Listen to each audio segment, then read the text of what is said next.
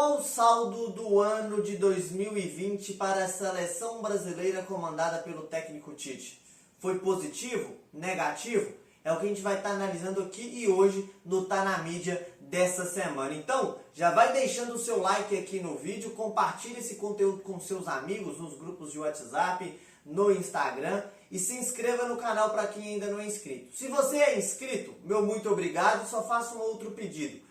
Confere se vocês ativaram o sininho das notificações. Ativar esse sininho é muito importante, porque toda vez que eu postar conteúdo, você vai estar recebendo a notificação em primeiríssima mão para poder consumir o nosso conteúdo. Mais uma vez, o meu muito obrigado por compartilhar o seu tempo aqui com o Fora de Campo Oficial. Então, roda a vinheta!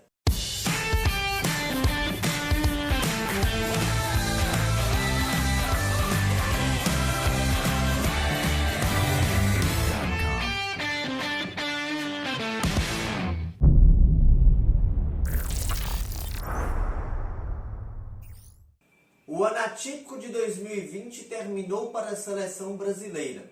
Eu falo atípico muito por causa da pandemia, por causa da Covid-19, que bagunçou todo mundo e o mundo do futebol também foi muito afetado por isso. A seleção brasileira, se eu não me engano, 2 datas FIFA não ocorreram por causa disso, a de junho e a de setembro. Então, o Brasil jogou muito menos do que estava programado a jogar. Eram 8 jogos agendados para esse início de eliminatórias nesse ano de 2020, o Brasil jogou apenas 4. E este início da seleção brasileira é o melhor início em eliminatórias nos últimos 50 anos, superando, por exemplo, a seleção brasileira de 81, que estava se preparando para a Copa do Mundo de 82 nas eliminatórias. Supera em termos de número de gols, porque em 4 jogos também teve 4 vitórias daquela grande seleção, Canarinho de Sócrates, Falcão, Júnior e companhia ilimitada. E também iguala o início da seleção tricampeão do mundo, nas eliminatórias de 69, que estava se preparando para a Copa do Mundo do México em 1970. Então são números expressivos, números que colocam a seleção brasileira com um início muito positivo. Por exemplo, vamos puxar para um passado mais recente. O início das eliminatórias da seleção brasileira pós-Copa do Mundo de 2014, as eliminatórias para a Copa do Mundo de 2018, onde o Dunga era o treinador, foi um início muito conturbado, um início muito ruim em termos de atuação e em termos de resultado.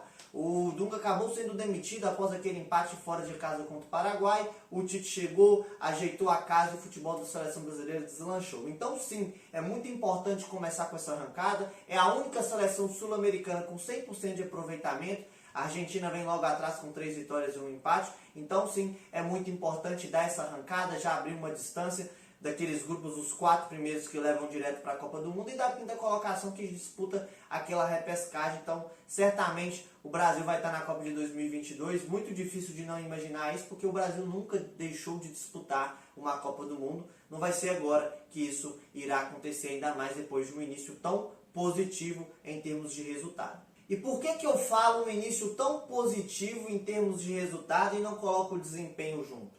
Porque o Tite vem recebendo muitas críticas por partes de setores da imprensa, por torcedores da seleção que acompanham os jogos do Brasil. E sinceramente eu enxergo sim que o Brasil tem pontos a evoluir, tem pontos a melhorar. Se a gente for analisar os números das partidas, aí fazendo uma explanação muito rápida dos 4 jogos, não comentando jogo a jogo, o Brasil teve um conceito bem definido nesses 4 jogos. Foi uma seleção onde teve a busca do futebol propositivo, uma seleção onde buscava ter uma certa intensidade, que buscava ter as cartas do jogo, dar as cartas do jogo, tentou fazer isso durante esses 4 jogos. E tem uns números que comprovam isso. A média de posse de bola da seleção brasileira nesses 4 jogos foi uma média entre 65% a 68%. Uma média muito positiva, uma média muito alta.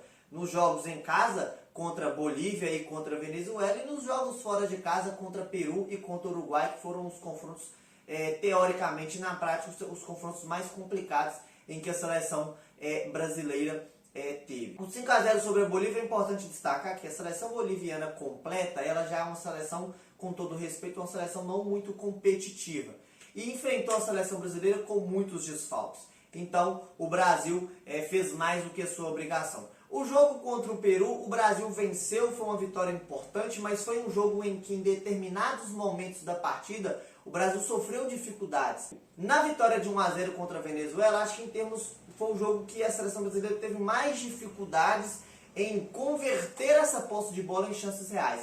Sofreu muito com o forte bloqueio da seleção venezuelana, que é uma proposta que a Venezuela sempre coloca quando enfrenta os seus adversários, principalmente adversários onde o nível técnico no papel é um nível técnico inferior. A Argentina, a Colômbia, a Chile e a seleção brasileira. Foi uma seleção que se trancou com duas linhas de 4 muito bem definidas ali, 2 jogadores dando aquele primeiro combate, mas dando aquele primeiro combate depois no seu campo de defesa da Venezuela, esperava a seleção brasileira passar do meio campo. O Brasil tinha muita facilidade em tocar a bola no campo defensivo. Quando passava do meio campo, a dificuldade aumentava porque eram linhas muito próximas, deixava o jogo muito congestionado, o Brasil não conseguia acelerar. Então foi um jogo em que o Brasil teve mais dificuldade em termos de criação de jogadas. E o jogo contra o Uruguai, sim, acho que foi a atuação mais segura, mais convincente, porque pegou uma seleção de gabarito maior, fora de casa, com muitos desfalques. A seleção brasileira, é importante falar isso, por causa da Covid, por causa das contusões,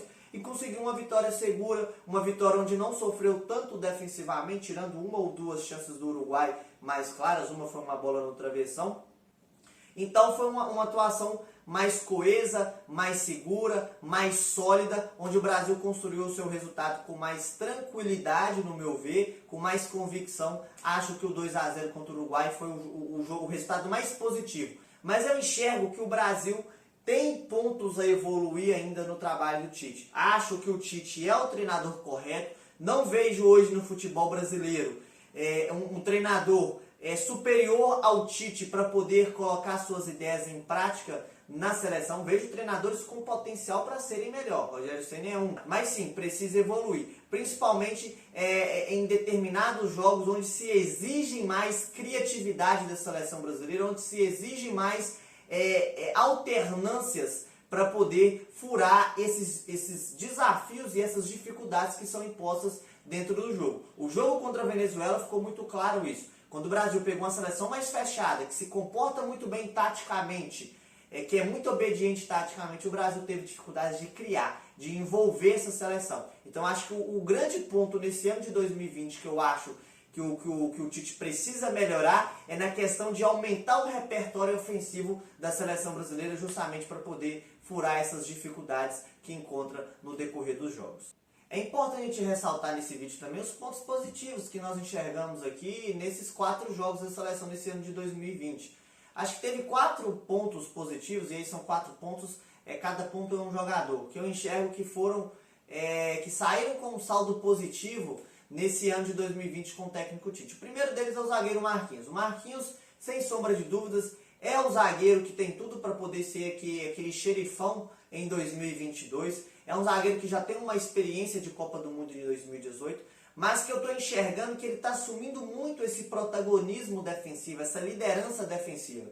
Outro ponto positivo é o lateral esquerdo Renan Lodge, jovem jogador, revelação do Atlético Paranaense. Muito legal ver ele atuando no lado esquerdo. Acho que é um jogador que tem muito a evoluir ainda, tem um potencial enorme e vejo fazendo atuações seguras. Acho que o Lodge pode se aventurar um pouco mais ofensivamente, mas eu vejo como positiva essas atuações porque estou vendo atuações seguras, atuações que não estão comprometendo pelo lado esquerdo defensivo da seleção brasileira. A principal surpresa positiva, nem vou dizer surpresa, porque assim, eu sou um fã do futebol desse jogador desde a época de Coritiba treinado por Marcelo Oliveira. Então, assim, eu nunca duvidei do potencial e da qualidade técnica que esse jogador tem, e já acho que ele deveria estar na seleção há mais tempo, desde a época de Cruzeiro 2013 e 2014. Estou falando de Everton Ribeiro. Que jogador fantástico, que jogador fenomenal. Jogou com muita personalidade esses últimos 2 jogos da seleção, onde o Neymar foi a ausência. Ele assumiu a camisa 10 e jogou com muita maturidade. Não foi atuações excepcionais, atuações mágicas como a camisa 10 da seleção brasileira. A gente sempre aguarda isso da camisa 10 da seleção brasileira, que teve Rivaldo, Ronaldinho Gaúcho, Pelé, Zico e Neymar. mas foram atuações convincentes, atuações seguras, atuações onde era um jogador que aparecia, procurava o jogo, chamava a responsabilidade.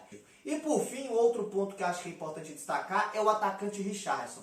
Que jogador fenomenal. Um jogador que vem atuando muito bem pelas pontas do Everton da Inglaterra e vem repetindo isso na seleção brasileira. Mais uma vez, marcou um gol fora de casa contra o Uruguai. Já tinha feito um gol contra a seleção peruana no jogo no estádio em Lima. E mais uma vez foi muito importante. Um jogador que tem muito a evoluir ainda, é um jogador jovem. E é legal ver um jogador que demonstra uma identificação, um orgulho tão grande de vestir a camisa da seleção brasileira. Há bastante tempo eu não via isso com tanta sinceridade.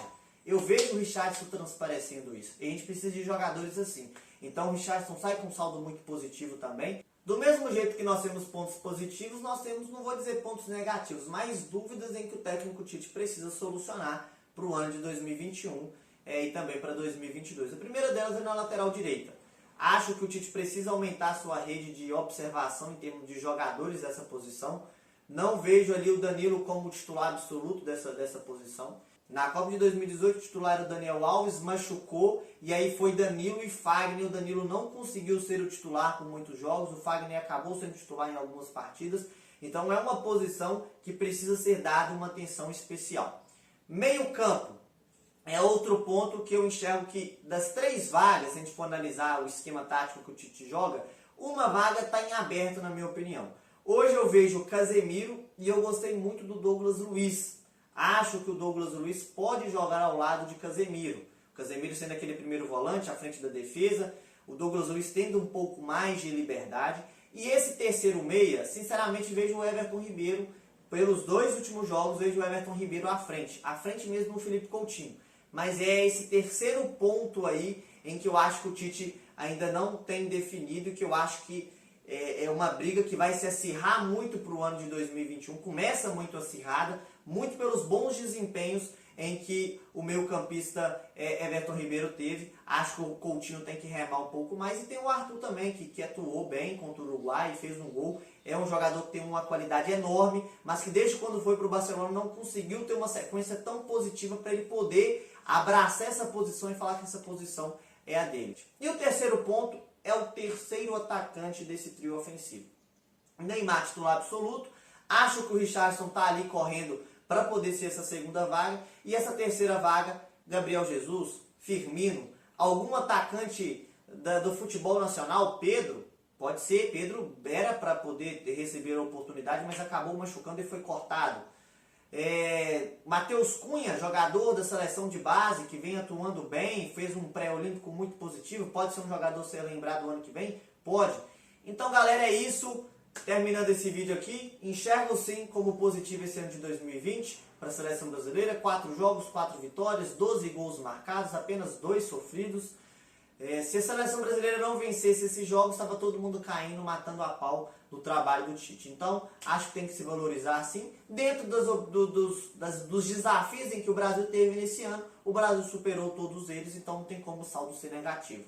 Claro, o Brasil tem muito a evoluir, mas acredito que o Tite é o cara certo para fazer essa seleção evoluir em 2021, em 2022. Mais uma vez a torcida para que 2021 possa ser um ano mais normal, que os espetáculos de futebol possam estar mais próximos do que eram antes da pandemia, com torcida, mas sempre visando a segurança de todo mundo. Beleza, galera? Queria fazer esse balanço, né, do ano de 2020 da seleção brasileira. Espero que tenham gostado desse vídeo.